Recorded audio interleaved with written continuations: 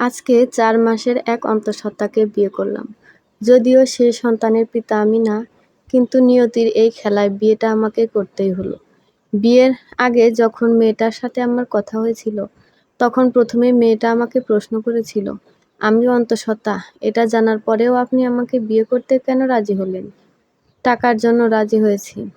আপনার বাবার সাথে আমার কথা হয়েছে, আর উনি আমাকে বলেছেন, আমি যদি আপনাকে বিয়ে করি তাহলে উনি ওনার সম্পত্তির অর্ধেক অংশ আমার নামে লিখে দিবেন।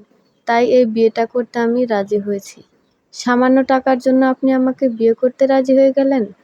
সত্যি, যে পুরুষ মানুষেরা স্বার্থপর হয়, আপনাকে দেখে আবার সেটা বুঝতে পারলাম। আচ্ছা, এখন যদি এই একই প্রশ্ন আমি আপনাকে করি, তাহলে? আমি শুধু আমার সন্তানের একটা পরিচয়ের জন্য এই বিয়েটাতে রাজি হয়েছি। আমার সন্তানের জন্মের পর কেউ যেন তার বাবার পরিচয় জানতে না চায়, এটা ভেবেই আপনার সাথে বিয়েটা করে নিচ্ছি। টাকার জন্য আপনাকে বিয়ে করতে রাজি হওয়ায় আমি আপনার কাছে স্বার্থপর হয়ে গেলাম। আর আপনি অন্তঃসত্ত্বা হয়েও আমাকে বিয়ে করতেছেন আপনার সন্তানের পরিচয়ের জন্য। তো আপনি কি স্বার্থপর নন? মেয়েটা আর আমার কথার কোনো উত্তর দিল না। কিছু সময় নীরব থেকে আবার বলল, আমার এই অবস্থা কী করে হলো এটা জানবেন না? এখন জানতে ইচ্ছে করছে না। যদি কখনো জানতে ইচ্ছে হয় তখন না হয় আপনার থেকে জেনে নিব। ওপাশে শুয়ে আছে আমার নতুন বউ। আজকেই প্রথম ওর নামটা জানতে পারলাম। ওর নাম নিনিতা। দূরত্ব আর অসহায়ত্ব জিনিসটা কি সেটা আজকে ঠিক অনুধাবন করতে পারলাম। চোখ দিয়ে না চাইতেও কেন জানি জল গড়িয়ে পড়ছে। হয়তো অতীতগুলো আজ খুব মনে পড়েছে। বয়স তখন ১৯ কি ২০। রিনা নামের একটা মেয়ের প্রেমে পড়লাম। ভদ্র ছেলের মতো অপেক্ষা করতে থাকলাম। কখনো তাকে ভালো করে দেখিনি। এভাবে ৩টা বছর পার হয়ে গেল। সব ঠিকঠাক যাচ্ছিল। জানতাম পড়া শেষ করে যে কোনো একটা চাকরি পেলে সে মেয়েকে হয়তো পাবো, কারণ ছেলে হিসেবে আমার একটা ভালো সুনাম আছে। কিন্তু একদিন আমি টাকার কাছে হেরে গেলাম। যে মেয়ে পড়া শেষ না করে বিয়ে করবে না বলেছিল, সেই মেয়ে হুট করেই রাতের অন্ধকারে বিয়ে করে নিল। আমার কাছে সব কিছু কেমন জানি স্বপ্ন মনে হলো। পরে বুঝলাম এটা স্বপ্ন না, এটাই বাস্তবতা। সেদিন আমি বুঝলাম টাকার ক্ষমতা কতখানি। ছেলে নাকি মাসে ৬০,০০০ টাকা বেতন পায়, আর মধ্যবিত্ত ঘরে ৬০,০০০ টাকা বেতন লটারির টিকিটের মতো। তাই রিনা বাবাও আর দ্বিতীয়বার ভাবলেন না। যেখানে টাকা আছে সেখানেই সুখ আছে। তাই রিনাও রাতের অন্ধকারে এভাবে বিয়ে করে নিল। আমি সেদিন একটা জিনিস শিখলাম, আপনার কাছে যদি টাকা থাকে তবে সব আছে। সেই টাকায় আপনাকে দিবে ভালো মানুষের সার্টিফিকেট, সেই টাকায় দিবে সুখ। আর সত্যিই তো মেয়েটাকে আমার সাথে বিয়ে দিল। হয়তো সারা জীবন বাসের ধাক্কা খেয়ে খেয়ে জীবন পার করতে হতো, আর এখন হয়তো ওর স্বামী ওর জন্য গাড়ি কিনবে। আমার সাথে থাকলে তাকে সারা জীবন ভাড়া বাড়িতে থাকতে হতো। ২ ঈদের মধ্যে ভাগ করে নিতে হতো কোনটা নিজের জন্য আর কোনটা পরিবারের জন্য। কিন্তু এখন সেটা করতে হবে না। সত্যিই তো টাকাই সব।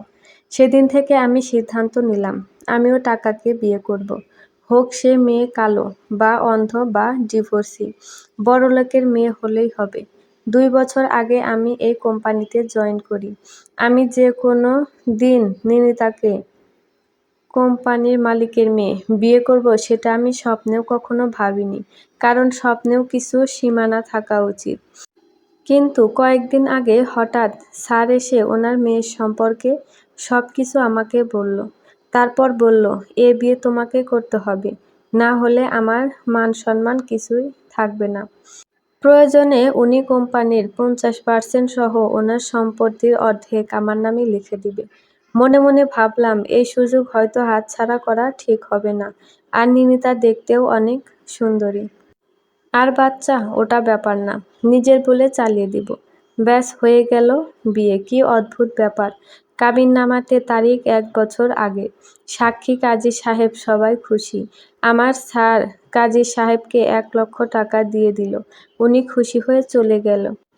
উনি বলল, স্যার আপনি চিন্তা করবেন না, আমি সব ব্যবস্থা করে দিব। এই বিয়ে আজ না, আজ থেকে 1 বছর আগে এই তারিখে হয়েছে। এই হচ্ছে টাকার ক্ষমতা। নিয়ম শুধু গরিবের সময়। গরিবের মেয়ে পালিয়ে গেলে সেটা মানুষ বলে রহিমের মেয়ে বাড়ি থেকে পালিয়েছে। আর বড়লোকের মেয়ে পালিয়ে গেলে বলে, আরে বন্ধুর সাথে কক্সবাজার ঘুরতে গিয়েছিল। টাকা থাকলে সব নিয়ম কানুন পকেটে চলে যায়। পরের দিন সকালে, স্যার, বাবা, নীরব, আজ সন্ধ্যায় একটা পার্টি আছে। আজ দুপুরে তোমাকে অফিসে দায়িত্ব দেওয়া হবে, তাই 12টার মধ্যে অফিসে চলে আসো। আমি, জি আচ্ছা। বিয়ে হওয়ার পর এখন পর্যন্ত আমি নিনিতার সাথে একবারও কথা বলেছি কি না ঠিক মনে পড়ছে না। বড়লোক বাবার মেয়েদের প্রতি আমার ধারণা আগে থেকেই ভালো না। হয়তো ছবি আর খবর দেখে এই মনোভাব, আর নিনিতাকে দেখে সে ভাবনা যেন 100% সত্যি হয়ে গেল। যাক, আমার এসব ভেবে লাভ নাই। আমার টাকা চাই, আমি সেটা পেয়ে গেছি।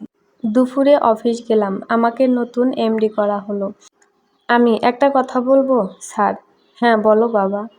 আমি, আমার বেতন কত? স্যার, তুমি হয়তো বুঝোনি, আজ থেকে আমার কোম্পানির 50% মালিক তুমি নিজে। আর প্রতি মাসে এই কোম্পানি থেকে যা লাভ আসবে তার অর্ধেকটা তোমার। আমি, এই পদের বেতন কত? স্যার, আগের জনকে আমি 4,50,000 টাকা দিতাম। আমি, আমাকেও তাই দিবেন। আর কোম্পানির যে লাভ হবে সেটা কোম্পানিতেই থাক। সন্ধ্যায় স্থানীয় একটা বড় কমিউনিটি সেন্টারে আমাদের বিয়ের অনুষ্ঠান করা হলো। সবাই জানলো আমরা 1 বছর আগে পালিয়ে বিয়ে করি। কিছুদিন হলো আমার শ্বশুর জানতে পারে, তাই আজকে অনুষ্ঠান। হাজার হলেও একমাত্র মেয়ে বলে কথা। শ্বশুর 1 কোটি টাকার একটা নতুন গাড়ি আমাকে উপহার দিল, সাথে থাকার জন্য একটা বাড়িও দিল। বিয়ের অনুষ্ঠান শেষে আমি নিনিতাকে নিয়ে নতুন বাড়িতে উঠলাম। মাস 2 পরের কথা, সন্ধ্যায় হঠাৎ করে নিনিতা মাথা ঘুরে পড়ে গেল। আমি খবর পেয়ে অফিস থেকে সোজা হাসপাতালে গেলাম। ডাক্তার আমাকে বলল যে নিয়মিত না খাওয়ার কারণে সে অনেক দুর্বল হয়ে গেছে। তার ওপর সে সব সময় চুপচাপ থাকে। সত্যিই তো, এই 2 মাস আমার মনে পড়ে না যে ঠিক মতো প্রয়োজন ছাড়া তার সাথে 2 মিনিট কথা বলেছি কিনা। অথচ আমি সেই ছেলে যাকে বড় ভাইয়ারা বউ পাগল বলতো। কারণ আমি ওদের বলতাম, বিয়ে করে বউকে সময় দেন, টাকা না দিতে পারেন, ভালোবাসা দেন, সময় দেন। সত্যি মানুষ পরিবর্তনশীল। তাই তো আমিও এই রকম হয়ে গেছি। নিনিতাকে নিয়ে আমি হাসপাতাল থেকে বের হলাম। ড্রাইভারকে আমি আগে ছেড়ে দিয়েছিলাম, তাই গাড়িটা আমি চালাচ্ছিলাম। রাস্তার এক পাশে থামলাম। জায়গাটা আমার খুব পরিচিত, কারণ 10 বছর আগে একবার যখন একটা ট্রেনিংয়ের জন্য ঢাকায় এসেছিলাম তখন স্বপ্ন অন্যরকম ছিল। জানতাম আমার কাছে কোটি টাকা আসবে না, আমি লাখ টাকা বেতন পাবো না।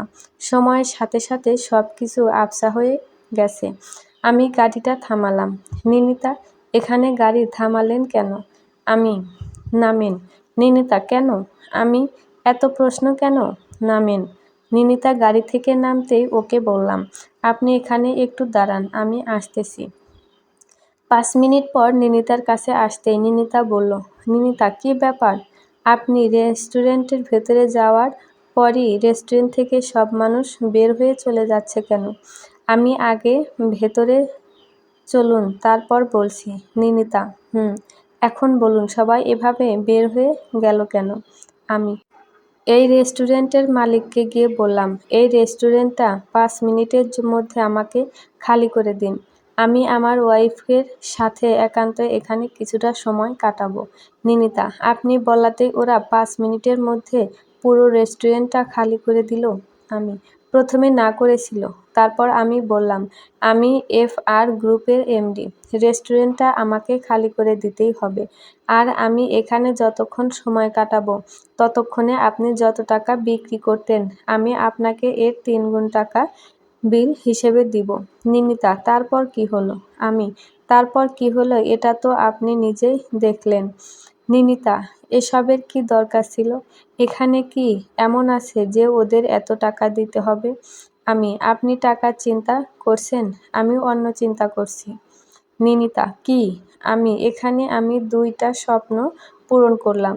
নিনিতা, কি কি? 10 বছর আগে আমি যখন ঢাকায় আসি, আমি জানতাম আমি হয়তো অত বেতন পাবো না যে আমার বউকে 5 স্টার হোটেলে নিয়ে গিয়ে ডিনার করাতে পারবো।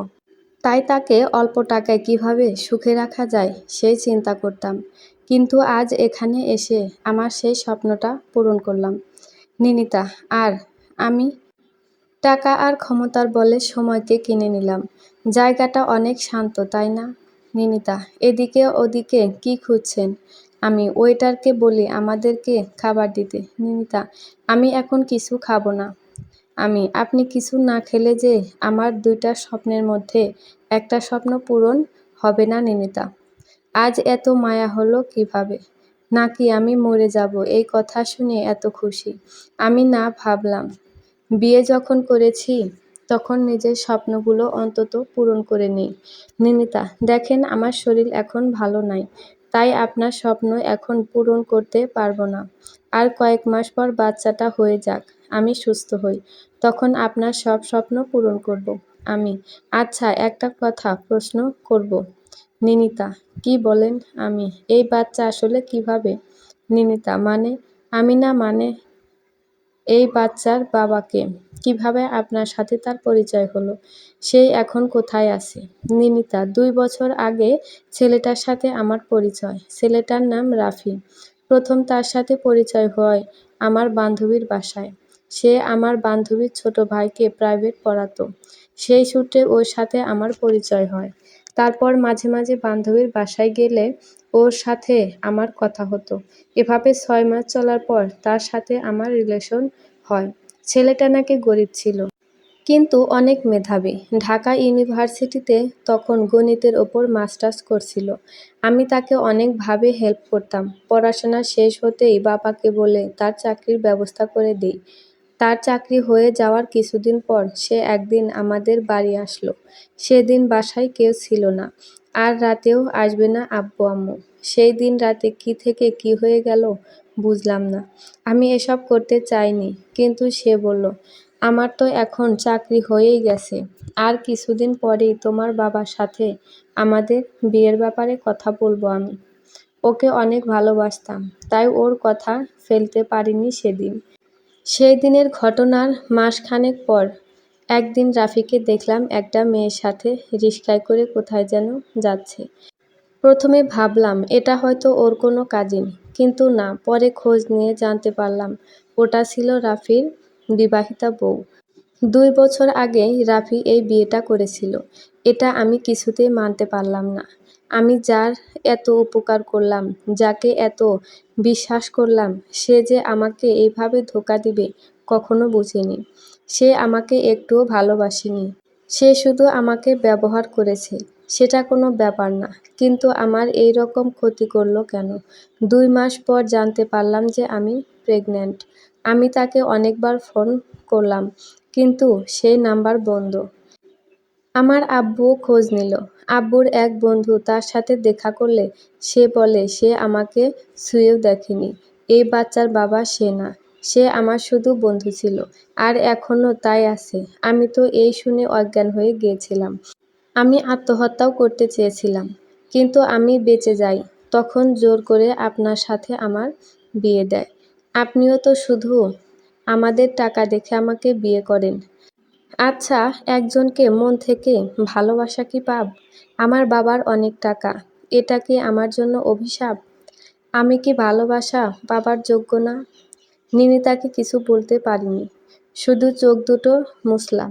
এতদিন শুধু আমি আমার কষ্টটাকে অনেক বড় মনে করতাম, কিন্তু ওর গল্প শুনে মনে হলো আমার কষ্ট ওর সামনে ছোট্ট একটা আঁচড় মাত্র। এটা ভেবে আরও খারাপ লাগলো, মেয়েটা পাহাড় পরিমাণ কষ্ট নিয়ে একটা লোভী মানুষের সাথে সংসার করে যাচ্ছে। এই পৃথিবীতে প্রতিটা মানুষেরই আলাদা কিছু গল্প থাকে, যা হয়তো আমাদের অনেকেরই জানা থাকে না। তাদের ব্যাপারে পুরোপুরি না জেনেই আমরা নানা রকম মন্তব্য করে থাকি। নিনিতার ক্ষেত্রেও তাই হয়েছে। এতদিন নিনিতার প্রতি আমার অন্যরকম ধারণা ছিল, কিন্তু ওর থেকে ওর জীবনের বাস্তবতা শুনে ওর প্রতি থাকা আমার ভুল ধারণাগুলি ভেঙে গেল। আমি, আচ্ছা, রাফি নামের ছেলেটা যদি কখনো আপনার কাছে এসে ওর সন্তানের দাবি করে বসে, তখন আপনি কি করবেন? নিনিতা, আপনার কি মনে হয় তখন আমার কি করা উচিত? সমস্যাটা আপনার ব্যক্তিগত। আপনার ব্যক্তিগত বিষয় নিয়ে আমি তো কিছু বলতে পারবো না। নিনিতা, সমস্যাটা আমার ব্যক্তিগত হলেও এখন আমি আপনার বিবাহিতা বউ। এখানে আপনারও কিছু মতামত থেকেই যায়। যদি আমার জানতে চান তাহলে আমি বলবো, এই ধরনের মানুষের সাথে দ্বিতীয়বার আর দেখা না হওয়াটাই ভালো। এরা আবার যখন আসে তখনও কোনো না কোনো স্বার্থের খোঁজেই আসে। নিনিতা, আমার মাথাটা আবার কেমন জানি ঘুরছে। আমাকে বাসায় নিয়ে চলুন। সেখান থেকে নিনিতাকে নিয়ে বাসায় চলে আসলাম। নিনিতা অসুস্থ থাকায় 2 দিন আর অফিস যাইনি আমি। আজ নিনিতা একটু সুস্থ থাকায় আজকে অফিসে এসেছি। বিকেলে অফিস থেকে বের হব এমন সময় বাড়ি থেকে ফোন আসলো, বাবাও অসুস্থ, আমাকে বাড়ি যেতে হবে। আর মা বলল, বিয়েটা তো তুই একা একাই করেছিস, আমরা এখনো তোর বউকে দেখিনি, আসার সময় বৌমাকে সাথে করে নিয়ে আসিস। কিন্তু এই অবস্থায় ওকে কিভাবে সেখানে নিয়ে যাব, এটা নিয়ে আমি কিছুটা চিন্তায় পড়ে গেলাম। মা ফোন দিয়ে বলল, বাবা অসুস্থ, আমি আজকে রাতে বাড়িতে যাব, তো আপনি কি আমার সাথে আমাদের গ্রামের বাড়ি যাবেন? এই শরীরে কি এত দূর জার্নি করাটা ঠিক হবে? আমি আপনাকে যাওয়ার জন্য জোর করব না। আপনার যেতে ইচ্ছে হলে আমার সাথে যেতে পারেন। আমি তাকে আর কিছু বললাম না। আর মনে হয় বলার অধিকারও নাই। আমিও চাই সুস্থভাবেই বাচ্চাটা হয়ে যাক। রাত 11টার বাসে যাব, তাই ব্যাগটা গুছিয়ে নিলাম। ঠিক তখনই নিনিতা এসে বলল, আপনি কি রাতেই চলে যাবেন? হ্যাঁ, রাত 11টায় বাসে যাব। বাসে কেন, নিজের গাড়ি রেখে? এভাবে বউ ছাড়া গাড়ি নিয়ে গেলে খারাপ দেখাবে। তাছাড়া আমি সাধারণভাবে থাকতে বেশি পছন্দ করি। অনেক দিন ধরে এই শহরের জগতে নিজেকে আটকে রেখেছি। এখন গ্রামে গিয়ে মুক্ত বাতাসে একটু মুক্ত হতে চাই। রাত 9:30টার দিকে নিনিতার বাবা ফোন দিয়ে বলল, নিনিতা বলেছে যে তুমি নাকি আজকে রাতে গ্রামের বাড়ি চলে যাচ্ছ। জি হ্যাঁ, নিনিতাকেও নিয়ে যাও। তোমার মা আমাকে ফোন করেছিল, আপনার মেয়ে তো অসুস্থ, তাই আমি ভাবলাম ও সুস্থ হোক, তারপর না হয় ওকে নিয়ে যাব। কিছু হবে না, তোমরা এসি বাসে যাও, আমি কালকে গাড়ি পাঠিয়ে দেব। বাসে ঝাঁকি লাগবে না। আপনার মেয়ে যেতে রাজি থাকলে আমার কোনো সমস্যা নাই। ফোন রাখতে নিনিতা আমার কাছে এসে বলল, আচ্ছা, আপনার গ্রামের বাড়িতে কি কি দিয়ে যাওয়া যায়? বিমান ছাড়া সব কিছু দিয়েই যাওয়া যায়। ট্রেন দিয়ে যাওয়া যায়? যাওয়া যায়। আমি ছোটবেলায় একবার ট্রেনে উঠেছিলাম, এরপর আর কখনো ট্রেনে উঠি নাই। আমি ট্রেন দিয়ে যাব। আমি রাতে ট্রেনের একটা কেবিন ভাড়া করলাম। রাত 11টায় আমরা ট্রেনে উঠলাম, তারপর নির্দিষ্ট সময়ের মধ্যেই ট্রেন ছেড়ে দিল। আচ্ছা, আপনি এত তাড়াতাড়ি ট্রেনের টিকিট পেলেন কিভাবে? আপনি ট্রেনে যেতে চেয়েছেন, কিন্তু ট্রেনের কোনো সিট খালি ছিল না, তাই 1200 টাকার এই কেবিন 4000 টাকায় নিয়েছি। শুধু শুধু এতগুলো টাকা কেন খরচ করতে গেলেন? আমরা না হয় বাসেই চলে যেতাম। আপনি বলেছেন ট্রেনে যাবেন। 4000 টাকার জায়গায় যদি 4 লাখ টাকাও লাগতো, তাহলেও আমি আজকে আপনাকে নিয়ে ট্রেনেই যেতাম।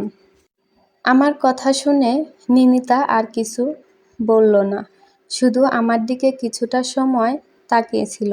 আমি একটু ওয়াশরুমে যাব। আপনি কি আমাকে ওয়াশরুমে পর্যন্ত দিয়ে আসবেন? অবশ্যই, চলেন। ওয়াশরুমে যাওয়ার আগে নিনিতা ওর ফোনটা আমার কাছে রেখে যায়। এই প্রথম আমি ওর ফোন হাতে নিলাম। ফোন হাতে নিয়ে দাঁড়িয়ে আছি, এর মধ্যে ফোনে একটা কল আসলো। চিন্তায় পড়ে গেলাম, এত রাতে ওকে কে ফোন করলো? যাই হোক, আমি ফোন রিসিভ করলাম না। নিনিতা বের হতেই ওর হাতে ফোন দিয়ে বললাম, দেখেন তো, কে জানি আপনারে ফোন দিচ্ছে। ফোন রিসিভ করলেই পারতেন। আপনার ফোন, আমি কেন ধরবো? নিনিতা ফোন বের করে কথা বলল, তারপর বলল, আপনার ফোন বন্ধ কেন? বাবা বারবার ফোন দিচ্ছিল আপনাকে। হ্যাঁ, তাই তো, আপনার বাবা আমাকে অনেকবার ফোন দিয়েছে। আমি এর আগে একা কোথাও যাইনি। মানে বাবাকে ছাড়া। স্কুল বা কলেজে গেলেও আমাকে বাবা একা পাঠাতো না। আজ এত দূরে যাচ্ছে তাও এই শরীরে, তাই বাবা একটু চিন্তা করছে। না, ঠিক আছে, বাবার সাথে দেখা করে খুব তাড়াতাড়ি আমরা ঢাকায় ফিরে আসব। আমার না খুব ক্ষুধা লেগেছে। আসার সময় বাসা থেকে কিছু খাবার নিয়ে এসেছিলাম। তাহলে সেইগুলো খান। আপনি কিছু খাবেন না? না, চলেন দুজনে একসাথে খাই। ওকে, আচ্ছা, আপনার কি ছোটবেলার কথা মনে পড়ে? মনে পড়বে না কেন? জীবনের সবচেয়ে ভালো সময়টা যে তখন কাটিয়েছি। সকালে ঘুম থেকে উঠেই মাদ্রাসায় চলে যেতাম। তারপর সেখান থেকে এসে স্কুলে যেতাম। স্কুল থেকে এসে সবাই একসঙ্গে পুকুরে গোসল করতাম। পুকুরে সাঁতার কাটতে কাটতে চোখ লাল হয়ে যেত। তারপর মা হাতে একটা লাঠি নিয়ে এসে মারের ভয় দেখিয়ে পুকুর থেকে তুলে নিয়ে যেত। দুপুরে খাওয়ার পর মা ঘুমাতে বলতো। আমিও গিয়ে বিছানায় শুতাম। যখনই দেখতাম মা ঘরে নেই, উঠে এক দৌড়ে মাঠে চলে যেতাম খেলতে। তারপর সন্ধ্যায় বাড়ি ফিরতাম। মা তখন বকাবকি করে পড়তে বসাতো। কিছুক্ষণ পড়ার পরই ঘুমে চোখ বন্ধ হয়ে আসতো।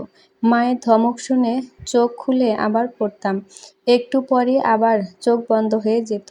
তারপর মা বুঝে যেত আজ আর পড়াশোনা হবে না। তখন রাতের খাবার খাইয়ে ঘুম পাড়িয়ে দিত, আর আমিও ঘুমের দেশে চলে যেতাম। এভাবেই আমার শৈশব কেটেছে। তারপর যখন আস্তে আস্তে বড় হয়ে ক্লাস 8-এ উঠলাম, তখনই এক মেয়ের প্রেমে পড়ে গেলাম। ছোটকালের প্রেম, খুব ইন্টারেস্টিং তো। তারপর কি হলো? মেয়েটা শহর থেকে এসে গ্রামে আমাদের স্কুলে ভর্তি হলো। ওকে দেখে আমার খুব ভালো লেগে যায়। তারপর আর কি, পরে গেলাম ওর প্রেমে পড়ে। যে আমি সপ্তাহে 6 দিনের মধ্যে 3 দিন স্কুলে যেতাম, সেই আমি তখন নিয়মিত স্কুলে যেতাম মেয়েটাকে দেখার জন্য। আর এদিকে আমার মা কি খুশি, এখন আর আমাকে জোর করে স্কুলে পাঠাতে হয় না। কিন্তু মা তো আর আমার ভেতরের খবরটা জানতো না, আমি যে এখন কেন প্রত্যেক দিন স্কুলে যাই। তারপর কি হলো? তারপর আর কি, দেখতে দেখতে চলে গেল 2 বছর। এসএসসি পরীক্ষা শেষ হতে মেয়েটা চলে গেল শহরে। মেয়েটাকে আর কিছু বলা হলো না। আহারে, আগে বলে দিলেই পারতেন। তখন কি আর এত কিছু বুঝতাম নাকি? ওকে দূর থেকে দেখতাম, তাতেই ভালো লাগতো। তাহলে এইটা কি ছিল আপনার প্রথম প্রেম? প্রেম আর হলো কই, কিছুটা তো বলতে পারিনি মেয়েটাকে। এরপরেও আর একটা মেয়েকে আমার ভালো লেগেছিল। আবার তো সেটার কি হলো? গ্রাম থেকে এসএসসি দেওয়ার পর যখন আমি শহরের একটা কলেজে ভর্তি হয়েছি, বাড়ি থেকে যেতে আসতে বেশি সময় লাগতো, তাই কলেজের কাছে একটা বাসা ভাড়া নিলাম থাকার জন্য। প্রতিদিন কলেজে যাওয়ার সময় আমার সাথে একটা মেয়েও কলেজে যেত। আবার কলেজ থেকে আসার সময় ওই মেয়েটা আমার সাথেই আসতো। এভাবে কয়েকদিন যাওয়ার পর হঠাৎ একদিন সাহস করে মেয়েটার সাথে কথা বললাম। মেয়েটাও ভালোভাবেই আমার সাথে কথা বলল। তারপর থেকে মেয়েটার সাথে কথা বলতে বলতে কলেজ যেতাম, আবার কথা বলতে বলতে কলেজ থেকে বাসায় আসতাম। এভাবেই চলে গেল 3-4 মাস। এই 3-4 মাসে মেয়েটার সাথে কত কথাই না বলেছি। তারপর একটা সময় আমি বুঝতে পারলাম আমি মেয়েটার প্রেমে পড়ে গেছি। আর মেয়েটা আমার সাথে যেভাবে কথা বলতো, আমার কেন জানি মনে হতো মেয়েটাও আমাকে পছন্দ করে। সিদ্ধান্ত নিলাম মেয়েটাকে আমার ভালোবাসার কথা বলবো, কিন্তু কোনোভাবে তা বলতে পারতেছিলাম না। বাসা থেকে বের হওয়ার সময় মনে মনে বলি আজকে যে করেই হোক মেয়েটাকে আমার ভালোবাসার কথা বলবই বলবো। কিন্তু মেয়েটার সামনে কিছু বলতে গেলে আমার কাঁপাকাঁপি শুরু হয়ে যায়। কিছুতেই যেন কিছুই হচ্ছিল না। তারপর হঠাৎ মনে পড়ল সামনেই তো 14ই ফেব্রুয়ারি, সেই দিন তো ভালোবাসা দিবস। সেই দিনই না হয় আমি আমার ভালোবাসার কথা মেয়েটাকে জানাবো। আমার এক বন্ধু একদিন বিকেলবেলা এসে বলল, চল নদীর পাড় থেকে ঘুরে আসি। নদীর পাড়ে বসে থাকতে আমার খুব ভালো লাগে, তাই আর না করলাম না, ওর সাথে ঘুরতে চলে গেলাম। নদীর পাড় দিয়ে হাঁটতে হাঁটতে চোখে পড়ল একটা মেয়ে আর একটা ছেলে ছাতার নিচে বসে আছে। আমার আর বুঝতে বাকি রইল না তাদের দুজনের মধ্যে সম্পর্কটা ঠিক কী ধরনের। তখন এই ধরনের প্রেমিক প্রেমিকা দেখলে আমার মাথায় প্রায়ই একটা প্রশ্ন ঘুরপাক খেত। রোদ নাই, বৃষ্টি নাই, তাও ওরা কেন ছাতা নিয়ে বসে থাকে? যাই হোক, এখন আর এই প্রশ্নটা মাথায় আসে না। তখন এত কিছু বুঝতাম না, তাই হয়তো এই ধরনের প্রশ্ন মাথায় আসতো। হাঁটতে হাঁটতে যতই মেয়েটার কাছে যাচ্ছিলাম, মেয়েটাকে কেমন জানি চেনা চেনা মনে হচ্ছিল। আরও কাছে যাওয়ার পর যা দেখলাম, তার জন্য আমি মোটেও প্রস্তুত ছিলাম না। এই দৃশ্য দেখার পর প্রেম না করেও সেদিন ছোটোখাটো একটা ছ্যাঁকা খেয়েছিলাম। আমার কথা শেষ না হতেই নিনিতা বিকট শব্দে হাসা শুরু করলো। ওর হাসি যেন কিছুতেই থামছিল না। এই প্রথম ওকে এভাবে হাসতে দেখলাম। নিনিতাকে হাসলে যে এত সুন্দর দেখতে লাগে, এটা কি মেয়েটা জানে? কি জানি, হয়তো সে তা জানে না। তারপর কি এখানে আপনার প্রেমের সমাপ্তি ঘটল? আরে না, এর পরেও আরও একটা আছে। এখন তো আপনাকে আমার সন্দেহ হচ্ছে। আচ্ছা, আপনি কি এখনো কারো সাথে প্রেম টেম করেন? কি যে বলেন! কারো সাথে সম্পর্ক থাকলে কি আর আপনাকে বিয়ে করি? তাও ঠিক। এখন আপনার পরের প্রেমের কাহিনী শুরু করেন। ৩টার মধ্যে ২টাই যখন বললেন, তাহলে ওটা আর বাকি থাকবে কেন? এইচএসসি পরীক্ষায় আমি ভালো রেজাল্ট করেছিলাম, আর এসএসসিতে রেজাল্ট ভালোই ছিল। সেই সুবাদে ভালো একটা ভার্সিটিতে ভর্তি হওয়ার সুযোগ পাই। আমার বয়স তখন ১৯ কি ২০। আমাদের গ্রামের পাশের গ্রামে বীণা নামের একটা মেয়ের সাথে আমার পরিচয় হয়। আগের বারের মতো এবারও প্রথম দেখায় প্রেমে পড়লাম, আর ভদ্র ছেলের মতো অপেক্ষা করতে থাকলাম। কখনো তাকে সেভাবে খুব কাছ থেকে দেখা হয়নি। ফোনের মাধ্যমে আমাদের মধ্যে কথা হতো। আর এভাবেই ৩টা বছর পার হয়ে গেল। সবকিছুই ঠিকঠাক যাচ্ছিল। জানতাম পড়া শেষ করে যে কোনো একটা চাকরি পেলে সে মেয়েকে হয়তো পাবো। কারণ ছেলে হিসাবে আমার একটা ভালো সুনাম আছে এলাকায়। আর এটা ভেবেই পড়াশোনায় মনোযোগ দিতাম। কিন্তু একদিন আমি টাকার কাছে হেরে গেলাম। যে মেয়ে আমাকে বলতো পড়া শেষ না করে বিয়ে করবে না, সে মেয়ে হুট করেই রাতের অন্ধকারে বিয়ে করে নিল। আর এটা আমি জানতেই পারলাম না। যখন আমি এটা জানলাম, তখন আমার কাছে সবকিছু কেমন জানি স্বপ্ন মনে হলো। পরে বুঝলাম এটা স্বপ্ন না, এটাই বাস্তবতা। এই বাস্তবতাকে ঘিরেই হয়তো বেঁচে থাকতে হবে আমাকে। সেদিন আমি বুঝেছিলাম টাকার ক্ষমতা কতখানি। ছেলে নাকি মাসে ৬০,০০০ টাকা বেতন পায়। আর মধ্যবিত্ত ঘরে ৬০,০০০ টাকা বেতন লটারির টিকিটের মতো। তাই রিনার বাবাও আর দ্বিতীয়বার ভাবল না। যেখানে টাকা আছে সেখানেই সুখ আছে। তাই রিনাও রাতের অন্ধকারে এভাবে বিয়ে করে নিল। এই চরম বাস্তবতা থেকেই সেদিন শিক্ষা নিয়েছিলাম, জীবনে বিয়ে করলে টাকাকেই বিয়ে। পড়াশোনা শেষ করে চাকরির জন্য অনেক ঘোরাঘুরি করেছি, কিন্তু কোথায় একটা চাকরি পাইনি।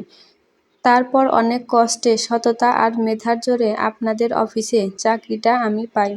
চাকরির প্রথম দিন থেকেই আপনার বাবা আমাকে অনেক সাপোর্ট করতেন, আর ওনার থেকে আমি অনেক ভালোবাসাও পেয়েছি।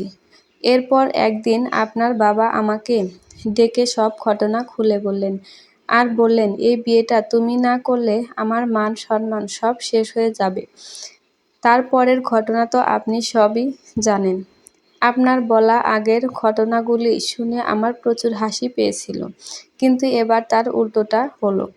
আপনার কথাগুলো শুনে খুব খারাপ লাগলো। এগুলি এখন শুধুই অতীত। এগুলো এখন আর মনে করি না। আচ্ছা, আপনাদের বাড়িতে যেতে আর কতটা সময় লাগবে? এই তো পরের স্টেশনে আমরা নামবো। তারপর সেখান থেকে একটা রিক্সা নিয়ে সোজা বাড়ি চলে যাব। আমরা চলে এসেছি। আমরা কি এখানেই নেমে যাব? আমি নিনিতাকে নিয়ে ট্রেন থেকে নেমে গেলাম। এখনো ভালো করে ভোরের আলো ফোটেনি। হালকা অন্ধকার রয়ে গেছে। এখন কিভাবে যাব ওটাই ভাবতেছি। আর কত দূর? বেশি না, ১ কিমি এর মতো হবে। রিক্সা নিয়ে নিন। হ্যাঁ, কিন্তু রাস্তা অনেক খারাপ, আর এই শরীরে এভাবে রিক্সায় করে যেতে পারবেন? মনে হয় পারবো। এই ভাই, যাবেন? কোথায় যাবেন স্যার? এই তো সামনের হরিশপুর বাজারের কাছে সরকার বাড়িতে। যাবো ভাই, তবে আসার সময় ফাঁকা আসতে হবে তো, তাই ভাড়াটা একটু বাড়িয়ে দিন। বাড়িয়েই দেব, চলেন। আমি ব্যাগ নিয়ে রিকশাতে উঠলাম। অর্ধেক রাস্তা যাওয়ার পর নিনিতা বলল, রাস্তায় ঝাঁকুনির ফলে ওর পেট ব্যথা করছে, ও আর রিকশা করে যাবে না। আমি রিকশা থেকে নেমে গেলাম। সামনে তাকিয়ে দেখি রাস্তার অবস্থা আরও বেশি খারাপ। আমি রিকশা থেকে নামতেই নিনিতাও নেমে গেল। চলেন, আমরা বাকি রাস্তাটুকু হেঁটেই যাই। আমি আর এভাবে যেতে পারবো না। আমি রিকশাওয়ালাকে বললাম, আপনি ব্যাগ নিয়ে চলে যান, আমরা হেঁটে আসছি। অবশেষে হেঁটে 10 মিনিটের পর বাড়ি গেলাম। বাড়িতে গিয়ে মা বাবার সাথে দেখা হলো। নিনিতাকে আমার সাথে দেখে মা বাবা দুজনেই ভীষণ খুশি হয়েছে। আমি নিনিতাকে বললাম, আপনি একটু রেস্ট নিতে থাকুন, আমি একটু বাজারের দিকে যাচ্ছি। বাজারে এসে এলাকার এক বড় ভাইকে নিয়ে চেয়ারম্যান সাহেবের কাছে গেলাম। সম্পর্কে উনি আমাদের চাচা। আসসালামু আলাইকুম। চাচা কেমন আছেন? হ্যাঁ বাবা, ভালো। ঢাকা থেকে কখন আসলে? একটু আগেই এসেছি। আপনার কাছে আসলাম একটা অভিযোগ নিয়ে। কী অভিযোগ বাবা? আমাদের রাস্তাটার এই অবস্থা কেন? গত 2 বছরে রাস্তার কোনো কাজ হয়নি। রাস্তায় এত বড় বড় গর্ত তৈরি হয়েছে, এটা মেরামত করছেন না কেন? আমি কি করব বলো বাবা? এমপি সাহেবকে কতবার বললাম, এই বাজেটে মনে হয় হবে না। তার মানে আপনি কোনো উপকার করতে পারবেন না? বাবা, এই রাস্তা পুরোটাই মেরামত করতে হবে। 15 লক্ষ টাকা খরচ হবে। আমার একার পক্ষে সেটা সম্ভব, যদি আমি এই রাস্তা তৈরি করে দিই। কি বলো? হ্যাঁ, তবে একটা শর্ত আছে। রাজনৈতিক কোনো ঝামেলায় যেন আমাকে পড়তে না হয়। আমি এক্ষুনি এমপি সাহেবের সাথে কথা বলছি। আপনি কথা বলেন, আর আমি রাস্তা মেরামতের সব ব্যবস্থা করছি। তারপর আমি কিছু বাজার করে বাড়ি আসলাম। বাড়িতে আসতেই নিনিতা জিজ্ঞেস করলো, কোথায় গিয়েছিলেন? বাজার করতে, আর একটু ঘুরলাম। মায়ের সাথে দেখলাম ভালোই কথাবার্তা চলছে নিনিতার। আর মায়ের মুখেও শুধু নিনিতা আর নিনিতা। আর একদিকে আমার মায়ের একটা মাত্র ছেলে আমি। এতদিন পরে বাড়িতে এসেছি, এই ব্যাপারে আমার মায়ের কোনো খেয়ালই নেই। এখন নিজেকেই নিজেদের বাড়িতে কেমন জানি অসহায় অসহায় লাগছে। বিকেলে চেয়ারম্যান সাহেব আমাদের বাড়িতে আসলো। বাবা সুমন, বাড়িতে আসো? জি চাচা, আসেন, ভেতরে আসেন। এই নাও বাবা এমপি সাহেবের অনুমতিপত্র, আর এটা আমার অনুমতিপত্র। আর এই 3 জনের সাথে কথা বলে নাও। ওরা তোমাকে তোমার চাহিদা মাফিক যা চাইবা তাই দিবে। ধন্যবাদ চাচা। আচ্ছা, এই রোড করতে কয়দিন লাগতে পারে? তাড়াতাড়ি করে করতে চাইলে 1 সপ্তাহ সময় লাগতে পারে, কিন্তু আমার কাছে যে এত সময় নেই। আমি বাড়িতে 3 দিন থাকবো, আর এই 3 দিনের মধ্যেই কাজটা শেষ করতে হবে।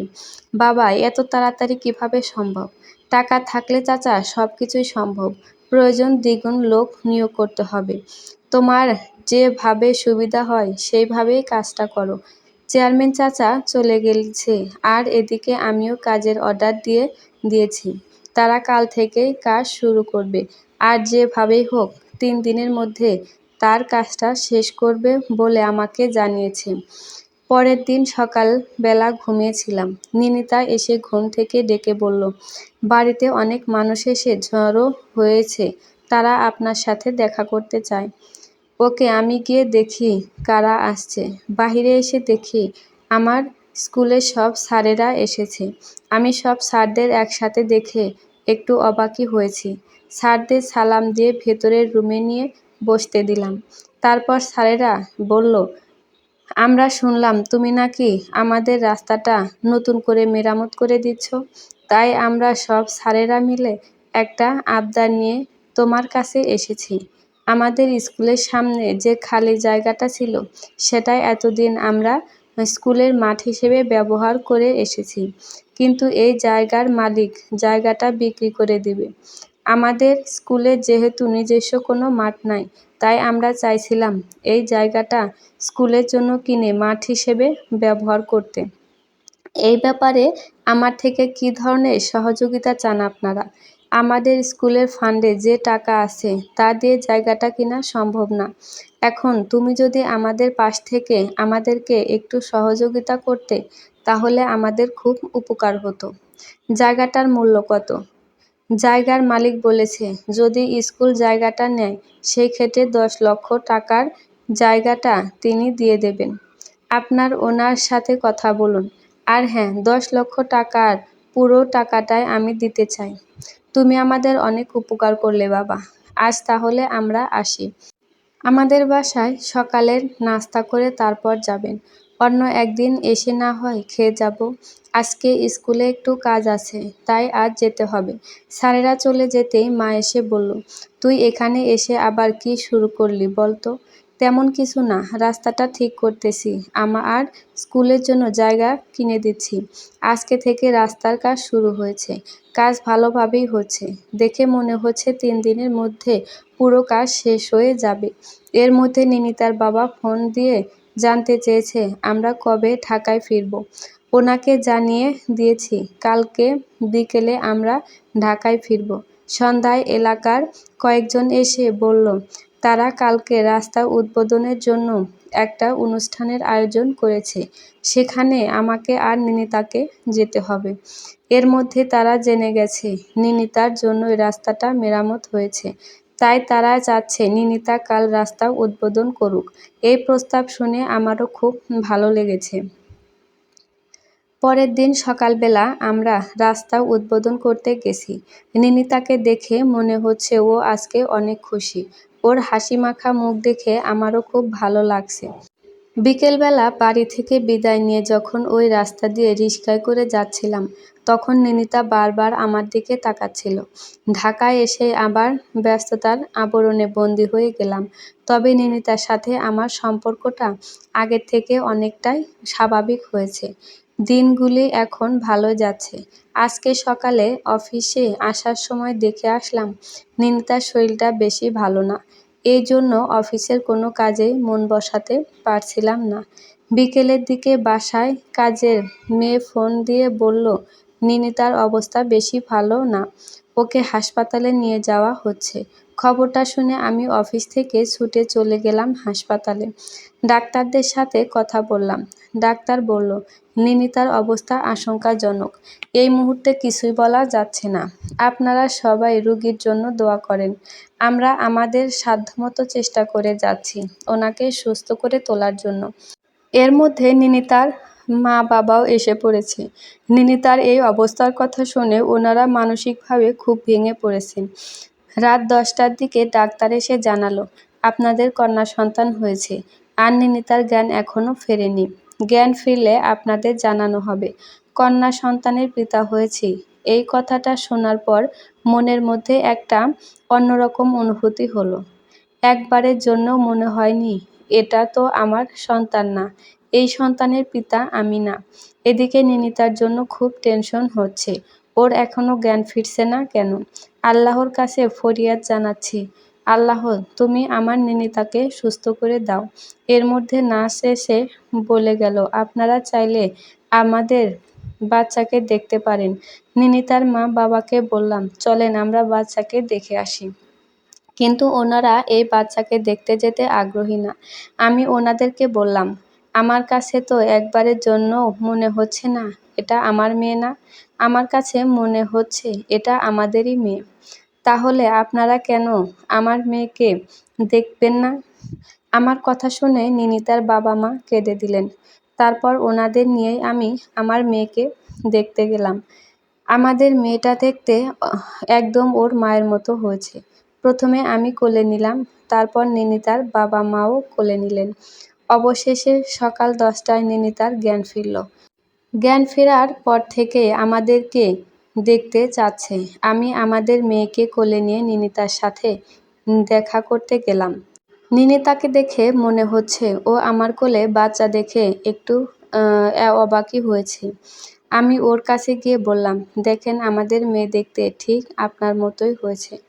নিনিতা এখন আগের থেকে অনেকটা সুস্থ হওয়ায় ডাক্তার হাসপাতাল থেকে বাসায় চলে আসার অনুমতি দিয়েছেন। বাসায় আসার পর এখন নিনিতা অনেকটাই সুস্থ। আর এদিকে আমরা আমাদের মেয়ের একটা নাম ঠিক করলাম। নিনিতার পছন্দেই মেয়ের নাম রাখা হয়েছে প্রীতি। এই নামটা আমারও খুব পছন্দ হয়েছে।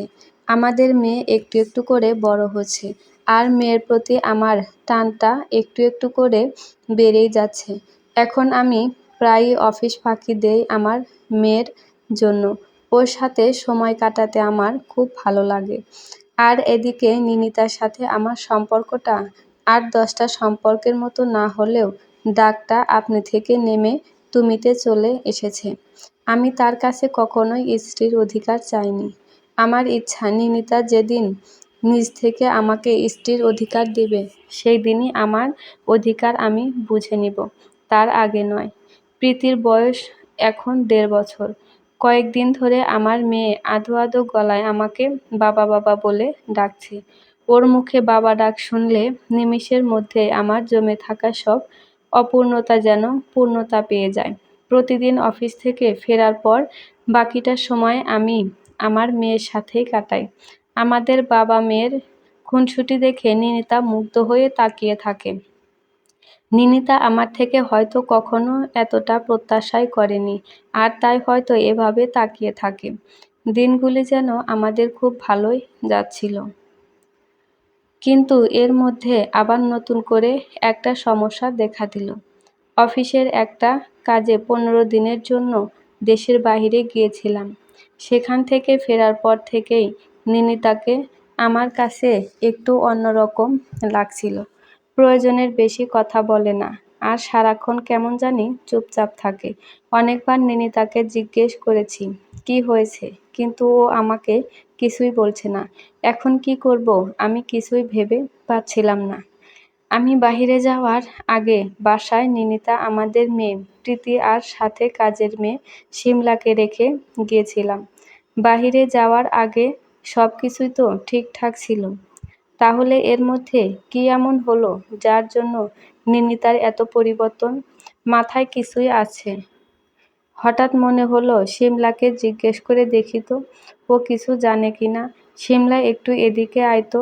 বলেন, কি জন্য ডাকছেন?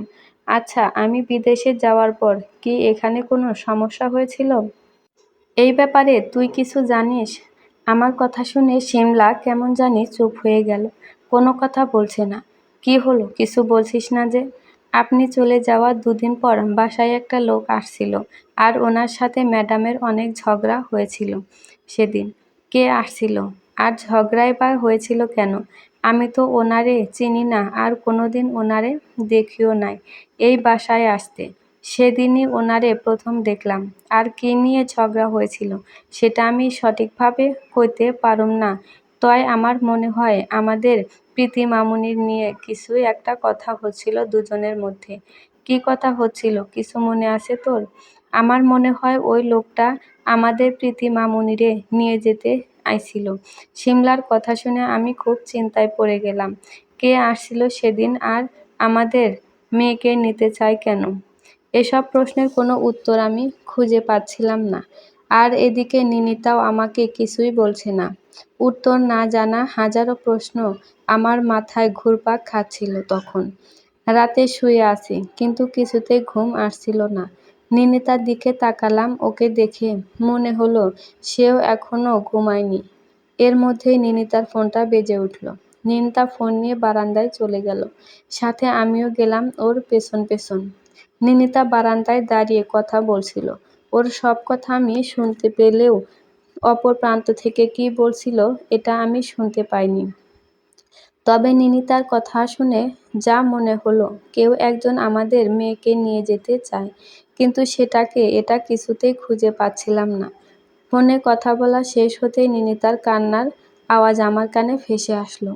মনে হচ্ছে মেয়েটা কান্না করছে। খুব ইচ্ছা করছিল তখন ওর কাছে গিয়ে ওর চোখের জল মুছে দিয়ে জিজ্ঞেস করি, কি হয়েছে আমাকে বলো। কিন্তু কেন জানি তার কাছে আমার যাওয়া হলো না। তারপর সিদ্ধান্ত নিলাম, যে করেই হোক নিনিতার কষ্টের কারণ আমাকে খুঁজে বের করতেই হবে। পরের দিন সকালবেলা ঘুম থেকে উঠে দেখি নিনিতা পাশে নেই। ওর ফোনটা এখানেই পড়ে আছে। আমি ফোনটা হাতে নিয়ে কাল রাতে নিনিতাকে যে নাম্বার থেকে ফোন করেছিল ওই নাম্বারটা আমার ফোনে তুলে নিই। তারপর অফিসে গিয়ে ওই নাম্বারে ফোন দিয়ে জানতে পারলাম এটা রাফি। রাফি নামটা শোনার পর রাফিকে চিনতে আমার একটুও সময় লাগলো না। তারপর আমি ওকে বললাম, আমি নিনিতার স্বামী। আমি আপনার সাথে একটু দেখা করতে চাই। হ্যাঁ, উনি না করলেন না। আমার সাথে দেখা করতে উনি রাজি হয়েছেন। তারপর আমি বললাম, আপনার হাতে সময় থাকলে আমি আপনার সাথে আজকেই দেখা করতে চাই। উনি বললেন, তাহলে বিকেল 4টায় এই ঠিকানায় চলে আসুন। 4টার একটু আগেই আমি সেই ঠিকানাতে চলে গেলাম। কিছুটা সময় পরেই রাফি এসে জিজ্ঞেস করলো, আপনি কি নিনিতার স্বামী? হুম, আমিই নিনিতার স্বামী। তো আপনার সাথে দেখা করার যে কারণ জানতে পারি কি? হ্যাঁ, অবশ্যই। আপনি আমাদের সুখের সংসারটা কেন ভাঙতে চাচ্ছেন? আমি তো আপনাদের সংসার ভাঙতে চাই না। আমার মেয়েকে আমার কাছে ফিরিয়ে দিন, তাহলে আমি আর কখনো আপনাদের ধারে কাছেও আসব না। আপনার মেয়ে? কে আপনার মেয়ে? কেন, নিনিতার বিয়ের আগে আপনি জানতেন যে নিনিতা অন্তঃসত্ত্বা ছিল? অন্তঃসত্ত্বা ছিল, জানতাম। আর হ্যাঁ, জেনেই বিয়েটা করেছি। তো? তো কি, ও আমার সন্তান। এখন আমার সন্তান আমাকে ফিরিয়ে দিন। প্রীতিকে নিজের সন্তান বলে দাবি করতে আপনার লজ্জা করে না?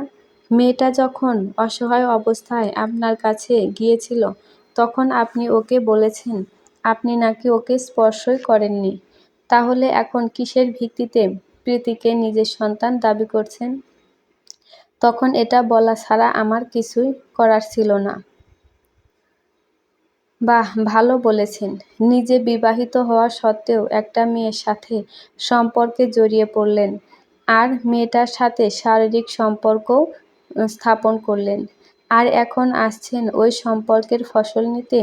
একটাবার কি ভেবে দেখেছেন, যখন স্বার্থপরের মতো নিজের স্বার্থ হাসিল করে মেয়েটাকে ছেড়ে চলে গিয়েছেন, সেই মুহূর্তে মেয়েটার বেঁচে থাকাটা কতটা কষ্টকর ছিল? শুনেছি আপনি নাকি সে সময় টাকার জন্য নিনিতাকে বিয়ে করেছিলেন। তো আপনার মুখে কি নীতিকথা শোভা পায়? হ্যাঁ, আমি টাকার জন্য সেদিন নিনিতাকে বিয়ে করেছিলাম ঠিকই, কিন্তু টাকার থেকে সম্পর্কটা গুরুত্ব আমার কাছে কম ছিল না। আর হ্যাঁ, একটা সময় বুঝলাম টাকার থেকেও সম্পর্কগুলির গুরুত্ব অনেক বেশি।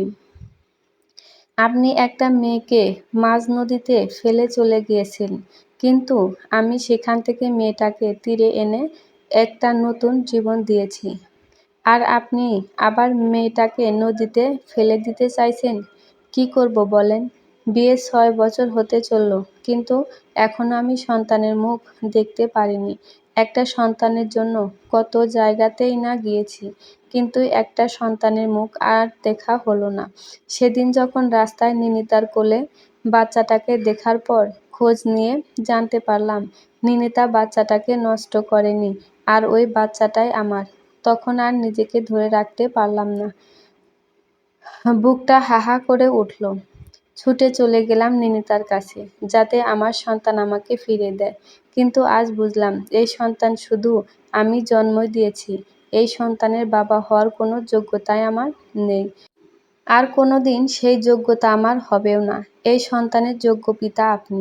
আপনাদের কাছেই ভালো থাকুক আমার সন্তান। আমি আর কোনোদিন এই সন্তানের দাবি নিয়ে আপনাদের সামনে আসব না। এতটুকু বলেই রাফি নামের ছেলেটা চলে গেল। এখন নিজের মাঝে অন্যরকম একটা প্রশান্তি খুঁজে পাচ্ছি। বাসায় এসে দেখি নিনিতা বারান্দায় দাঁড়িয়ে আকাশপানে তাকিয়ে আছে। ওর কাঁধে হাত রাখতেই ও আমার দিকে তাকালো। ওর চোখের কোণের জল মুছে দিয়ে বললাম, আমাদের মেয়েকে আর কেউ আমাদের থেকে নিয়ে যেতে চাইবে না। আমি মাত্র রাফির সাথে দেখা করে এসেছি। রাফি বলেছে ও আর কোনোদিন আমাদের কাছে সন্তানের দাবি নিয়ে আসবে না। এই সন্তান আমাদের। এতটুকু বলতেই নিনিতা কান্না শুরু করে দিয়েই আমার বুকে ঝাঁপিয়ে পড়ল। আমিও আর কিছু বললাম না। ও কাঁদুক, এই কান্না কষ্টের নয়, এটা যে সুখের কান্না। আজকে আমার আর নিনিতার দ্বিতীয় বাসররাত। অন্তঃসত্ত্বা অবস্থায় বিয়ে করলে বিয়েটা বৈধ হয় না। আমরা আমাদের বিয়েটাকে বৈধতায় রূপান্তরিত করতেই আজ দ্বিতীয়বারের মতো বিয়েটা করলাম। সমাপ্ত।